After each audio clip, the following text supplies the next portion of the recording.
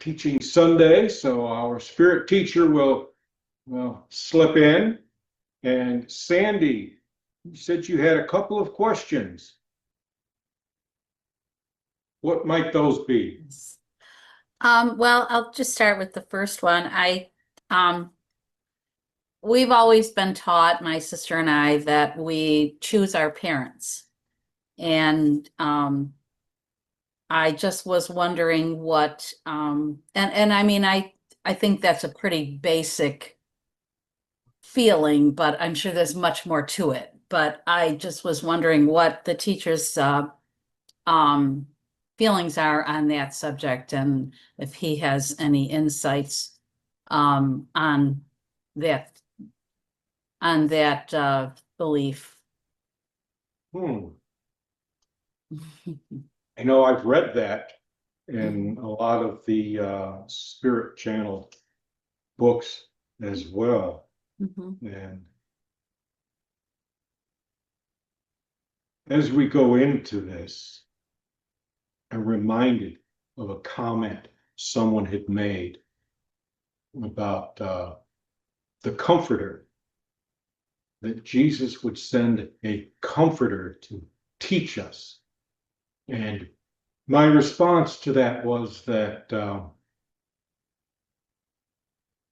all of the channeled material that exists could just as easily be from that comforter, and that the many Spirit teachers that come through would fulfill that role, because we have a tendency to think, well, the comforter is just going to be one, and obviously that's not right or correct.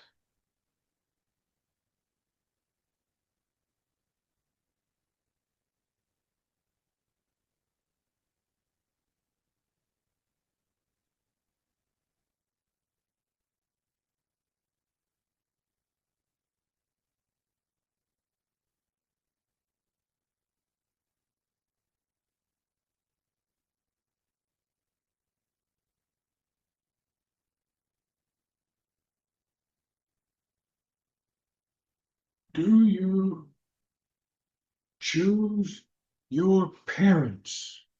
Is that your question? Yes. In what manner do you mean choose your parents? In preparation for one's incarnation, do you choose the parents that you are to be born into that family? That is the easy way out. It is much easier to say that you choose your parents because that allows you control. And it is much easier for you to understand that approach. However, if you would like to delve deeper into that particular subject there, it is not that you choose your parents, but that you choose the circumstances with which to accomplish your goal. Much of what occurs is incidental. Your goal is what you move towards. So the question might be as to what we select.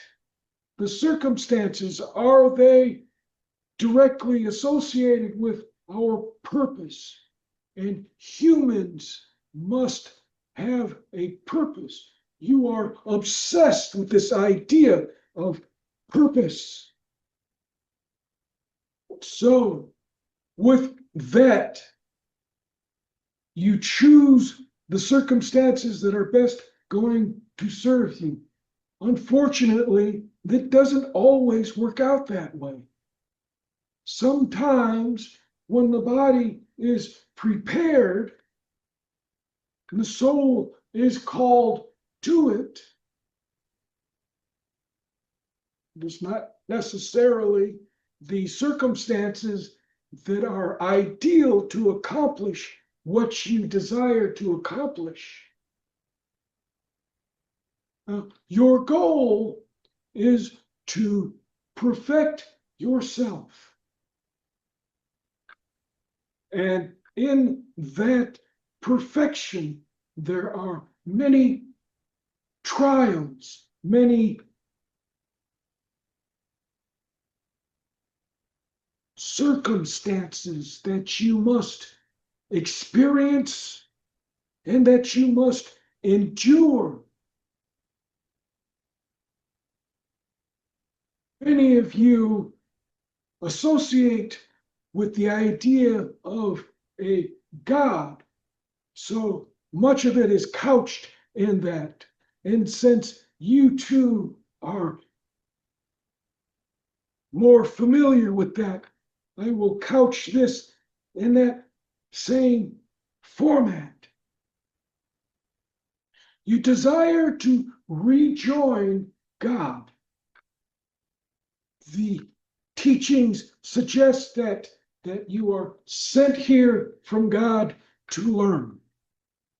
And what is it that you must learn? You must learn to overcome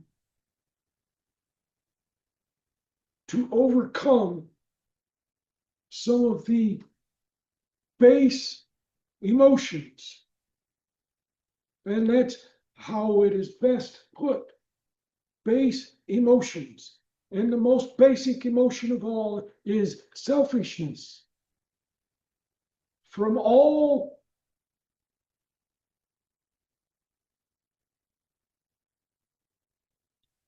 of what you call sin derives from the position of selfishness, because to harm another, to do wrong upon another, only serves your needs. And if God were to serve his own needs, you would have another flood. That's what the flood was about, the story. I believe the story goes that the flood was to wash away all the wickedness in the world. However, the flood was a localized event. The Sumerians recorded it correctly. And because those who wrote the Bible were taken to a Sumerian city, it was used in that sense. But I am drifting from your question. God wants all of us to rise, to continue to rise. And the problem is that we, or you as humans, do not understand what it is that you are to rise to. What is perfection? Perfection is a continuous process. But what is the purpose of perfection? That is a very interesting question, because unless you know the goal, you don't know what purpose perfection serves. Does any of you know the goal of becoming perfect?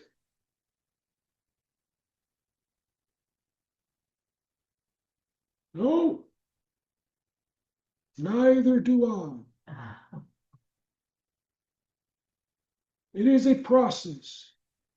It is a means of encouragement, to encourage you to do good, to encourage you to be kind, to encourage you to not only think of yourselves, but to think of others, to encourage you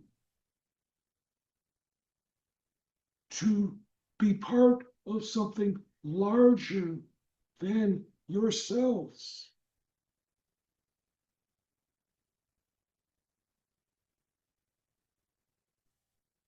How does that sound as a goal for you? Yes. I believe your colloquialism would be to learn to play with others. Is that correct? Yes. Mhm. Yes. The interesting thing is that every soul has its own reality. Each of you is a soul. Therefore, each of you has your own reality. And inside your own reality, you have very little complication. You have very little concept. It's difficult when you've got another mind in here chattering away. He likes to insert his own ideas in everything, doesn't he? Yes. Yes. Doesn't know when to be quiet.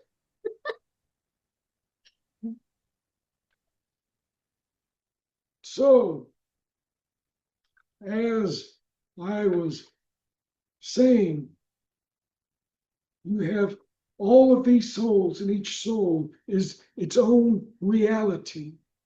You have your own way of thinking. You have your own way of doing things. You have your own way. And there is nothing wrong with that. In your own way, you never realize that you are doing anything to harm someone else. Because for you, it makes sense, so you don't see it. However, if we are to come together to form this collective, as you put it, or to become this collective consciousness, and he still talks about that. To come together in this collective consciousness, you have to integrate realities.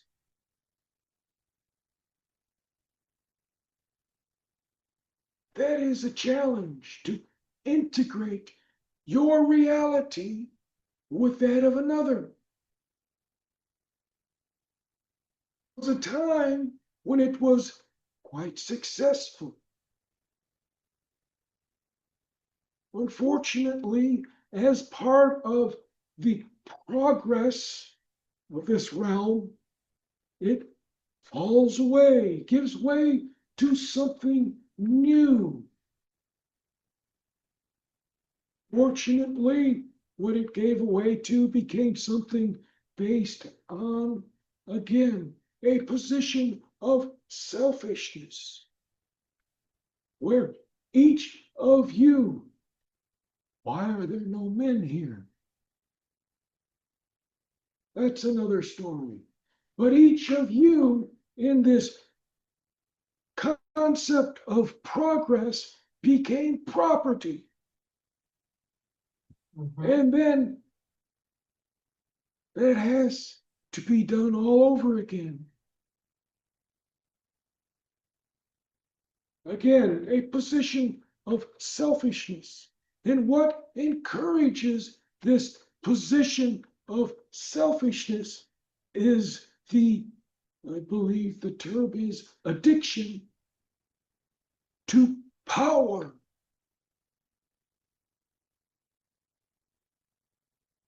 Everyone wields power, and some want more power. And in order to experience that power, you can't get more power, by the way. You can only experience the sensation. People cannot surrender their power to you. They give it to you to support you. And with that sense of power comes selfishness, comes what you call greed, comes what you call lust, adultery. Why is there murder? It is that power. It's that sense of power that courses through a person. It's all energy. It is all energy. And when you get that sudden flood of energy moving through you, you feel as though not only are you on top of the world, but you are the world. That is something all of us must work through. We must all experience that exhilarating sense of power that carries us. We all must experience that, if only to understand its potential. What happens when a dam bursts? Destruction. Destruction. It destroys. You get that sudden burst of power moving through you. What is it doing?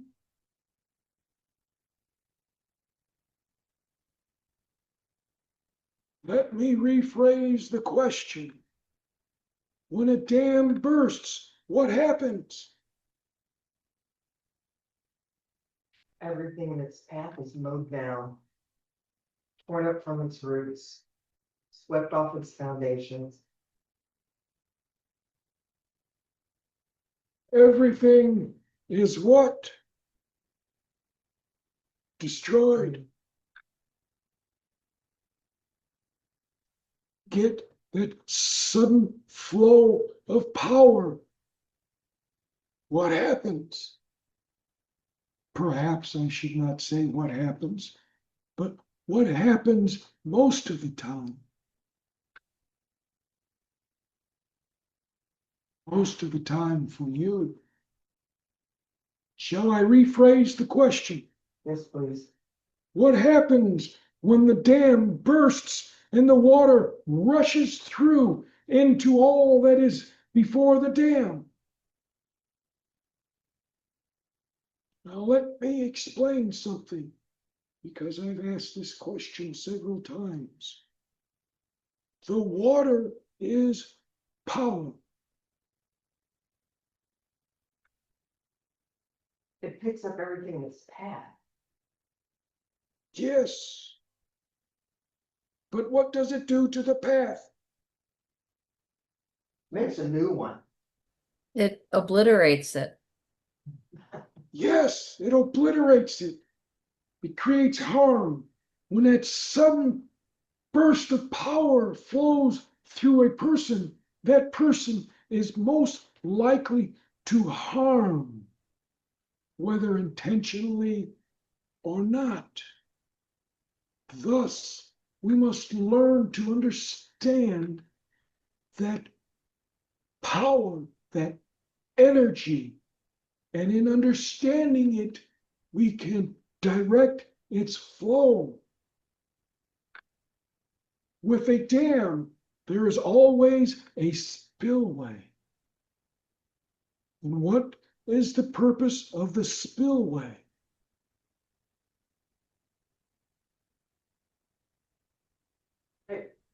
I'm not quite sure, but I think it helps defray that initial power. It somehow it Diverts it. diverts it, or I want to say soothe, and that's not the right word. Mhm.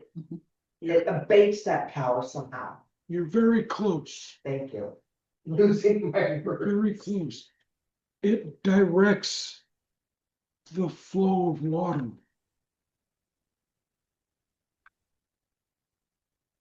You create a dam for irrigation purposes.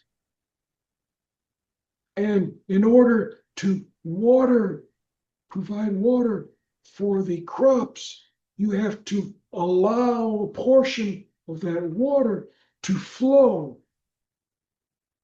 You control it, you direct it. It is the same with power. You must learn to direct it. Because each of you is a soul. Yes.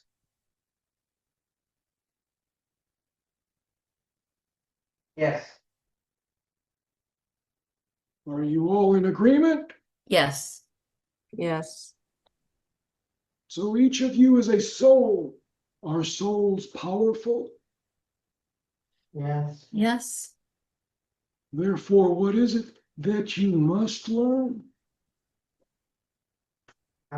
Oh, Yes, how to control that power, how to direct it, more so than control it, but how to direct it.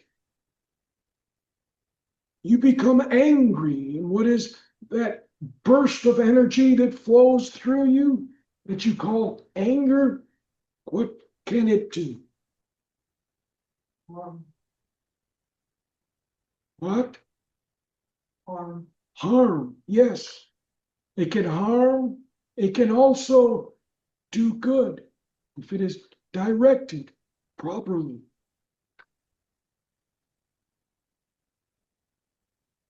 So when it comes to choosing your parents,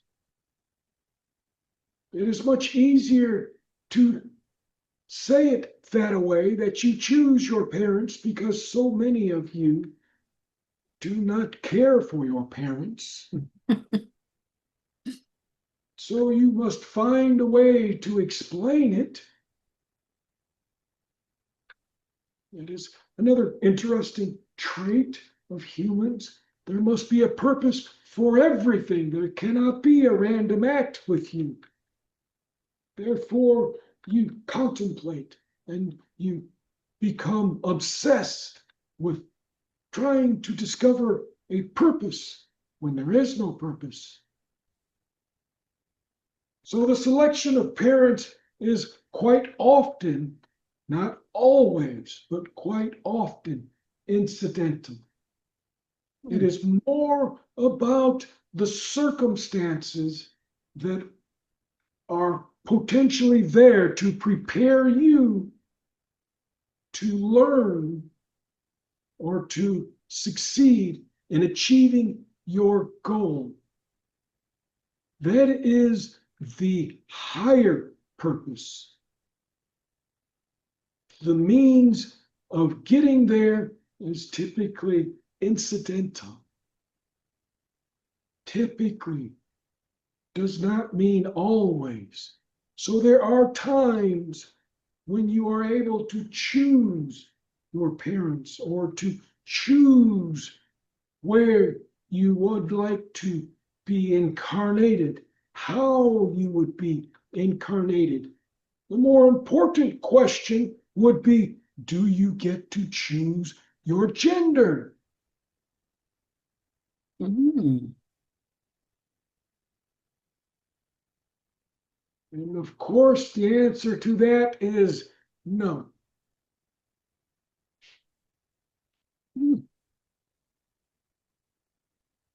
When a body is ready for you, and it is your time to return to whatever plane or realm to further your goals, it is time to go. When you die, when you embark upon your passage, are you able to choose where you embark upon it? sounds like no. Correct. If you could choose, then each of you would know when you were going to begin your journey. And since no one knows when they will be embarking upon their journey,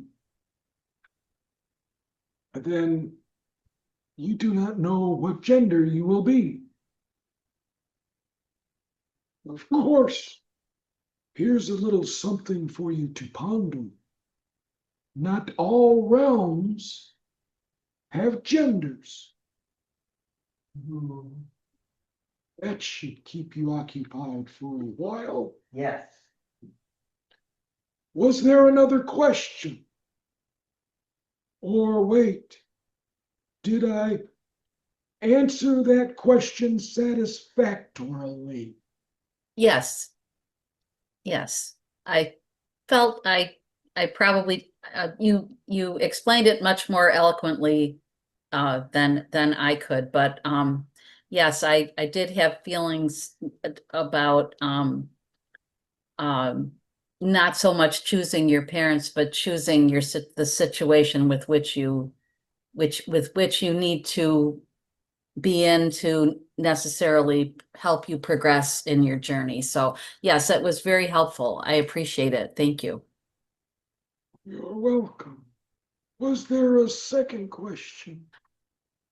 I did have a second question. I don't know if anyone else had a question, though. I probably should let. No, go ahead, go ahead. Okay. Well, uh, in the Bible, it the message seems to be from the interpretation, I guess, in the Bible that tells people that you can't get to the Father except through me. I think this is something that's in the New Testament. Basically, they're saying that you have to follow Christianity, and I may not be explaining this well, but that you have to follow Christianity, or else, no matter how else your path takes you to, uh, to God or whomever, that you're wrong. And I don't believe this. I just was wondering what your thoughts would be. I mean, it seems very limiting. I feel like there's more to this than one answer. Well, there's always more than one answer. One answer is the one that satisfies your question. But in this regard, when the teacher Christ said, "You can only approach the Father except through me," what was it?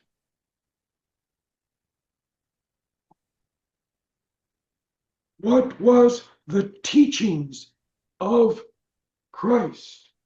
Mhm. Oh, He came to teach the Jews that there was another way.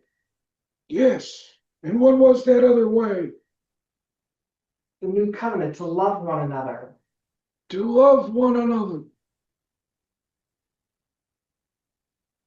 That is what he taught. That is what Christ taught. Christ taught to love one another. The same thing that we have been teaching you for eons, to love one another. And how do you love one another? What is the first step? Do no harm. Do no harm or Be kind. be kind. Respect. Be kind. That is the first step. Mhm. You do not have to respect anybody, particularly by your standards of what respect is. Hmm. Be kind. That is the first step. Because when you are kind to someone, you are doing what? You are nurturing them. You are providing assistance to them. There is a false teaching here people have taken the teaching of Christ, where he says to love one another, to mean that you must serve. That is incorrect. To serve is akin to enslavement. What is the purpose of a slave? To serve. Are you slaves? Are you slaves? No. No, No. You didn't sound as though you were too sure about that. So serving does not accomplish your goal. Because to serve is with purpose. And typically that purpose is to puff yourself up, to show others that you are better than they are, when all it does is show your narrowness of thought. When you nurture another, is there an expectation with it? Do you expect anything in return when you nurture another? No. no, No. When you serve another, do you expect something in return? no. I expect gratification. Gratification.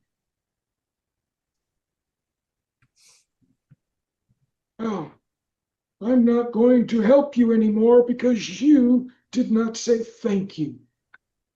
Exactly. Mhm. That is the difference between serving and nurturing. And that is what Christ taught. To come to the Father, you must nurture yourself and others. It's not having to go through a particular soul to get there. There is no gatekeeper with God. There is only you.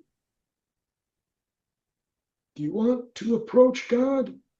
You have to become like God. And if God is a loving God, then God nurtures. And then the only way for you to get close to a nurturing God, a loving God, is if your energy harmonizes with God's energy. That is the meaning of the teaching. Does that satisfy your question? Yes, it certainly does. Thank you. Are there any other questions that you would like to explore?